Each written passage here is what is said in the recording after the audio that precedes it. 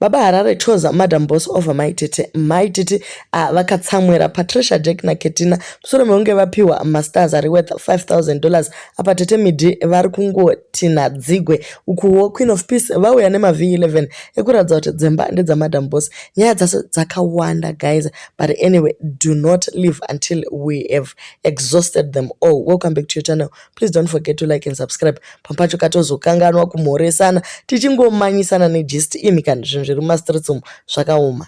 Tete Mildred varamba vachingoposta mathreads. Imwe yacho yanzi regai kuramba muchitivhunza kuti akaita varume vakawanda ndiani, chatiri kungoda isusu hondo iyi ndeyama title deeds. Please uyani my title deeds enyu tione kuti anemba neasina ndiani. Vakataura zvakare vakati Kolavu akavaka wani imba yake nemakumbo. Ingoti munodherera tsapfu dzenyika, tsapfu dzeAmerica.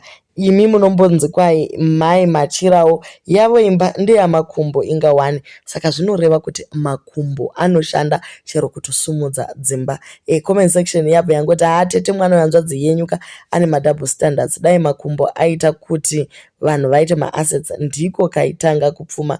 Vanhu regai kuti konesa kunoti hanzi munogwadziwa nemiwo kana ndimiwo tinogorwadziwa neiko. Vanhu vari kungotsvaka validation nhamo yekuva socialite yakaoma. The only reason she doesn't do zvemakumbo ndokunge asingaiti, otherwise zvake hazvibhatari. No man would want to put themselves to risk an incurable disease. Pane vamwe varume vanosema.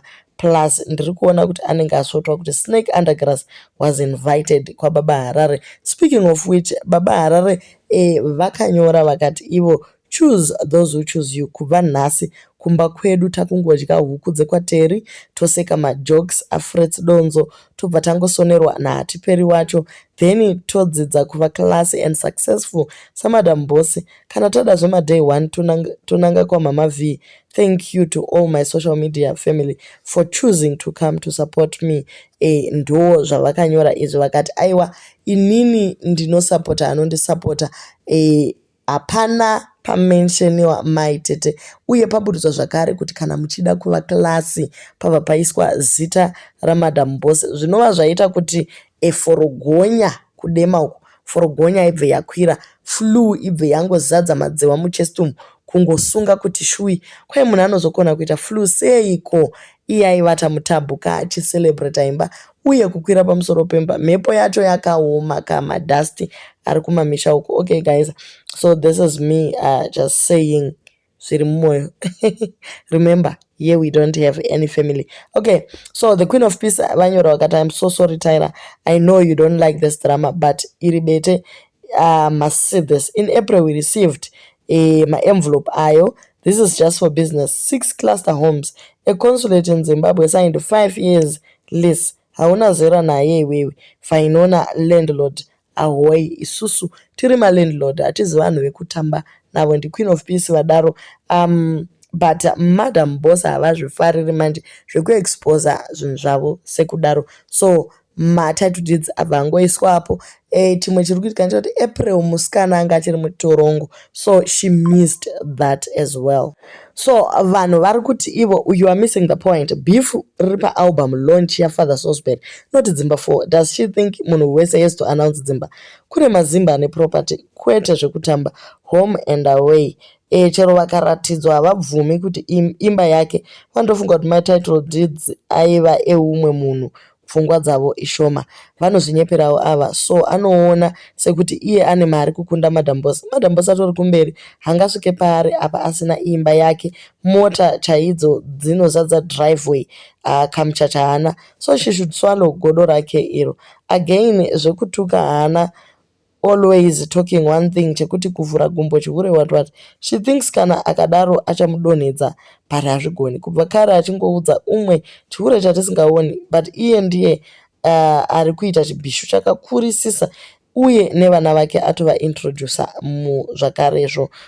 Pazouyawo comparison yeumwe atitina shene fake wedding, then we go to US ban, then UK ban, then my market and mansion, then mansion ya Tyra, then Tyra goes to Bridgerton. Ovaenda kuma BET Awards, then Lexi the hotpot, plus kugara kumusha uchidriver mota yekuadvertiser. That woman is a lot going against her. Meanwhile, rival wake keeps being blessed. In addition, Keti akapfeka 7 million karat as we saw in as a earring from Ravu and dancing in a hot tub, drinking like 1990. Peter and his family winning the Star Challenge, 5K raised in 2 days for Peter, Papi, and PJ. Today, Tyra was the sacrificial socialite. Ukuomidi is crawling a way back to bitterness pachikuru to get paid. So ndo zviri kuitika mumastreets izvi in summary. Midhi akuda kudzoka kubitterness family because vari kuita iyoyo yekuitira malive kunzvimbo 1 vachiita mastar wars akadaro. So ari kuda kubhadharwa akudzoka, and Ketina ati iye ari kuenda kunonyaradza Midhi otaudzana navo naLoveness Summers kuti vadzokerane so that Midhi anodzoka zvakanaka kubitterness family. Ketina azonyora akati regai titaure nyaya iyi ibve yangopera. International treasure versus international theft. Number 1, 4 houses with deeds. Wena une dunduru rawakapiwa nasabhuku. Number 2, she's married to her husband for more than 10 years. Iwe in the last 5 years, you have married and spread Shuramatongo to 300 men. Shapiro, Tintin, Ogao Bionyonyo, Awilo, Mukweso, Chinoi, Caves, Tollgate, Forget Jeriwe Bora, Kiriburu. The list is endless. She has 2 kids, same husband. Iwe, you have 2 ngochanes. You don't even know kuti vana vani plus vamwe unouraya dziri nhumbu. Number 6, 4, she went to BET, you went to prison. 5, she made clean money when aurimba vagororo chidumo namasendeke. 6, une full blown Shuramatongo Tyra hana. 7, uri fraudster rine zemorembwa pawawa. 8, une masara ne thrash Tyra hana. Number 9, anofamba neRange Rover ivo vakadoneterwa jenjere kutop nope nope shoshoshosho. 10, she's classy, you're classless. 11, unorarama nekupema, she doesn't. She catch flights in business class when you catch court daily from Dema. 12, ndinoda kupeta. Tyra hatimupeti again and again and again and again. Guys, mumastreets muri kubvira moto.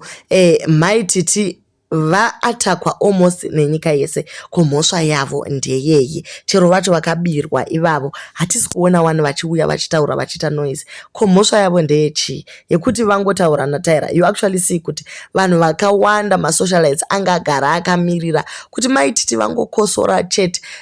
Then vobva vangoatakiwa.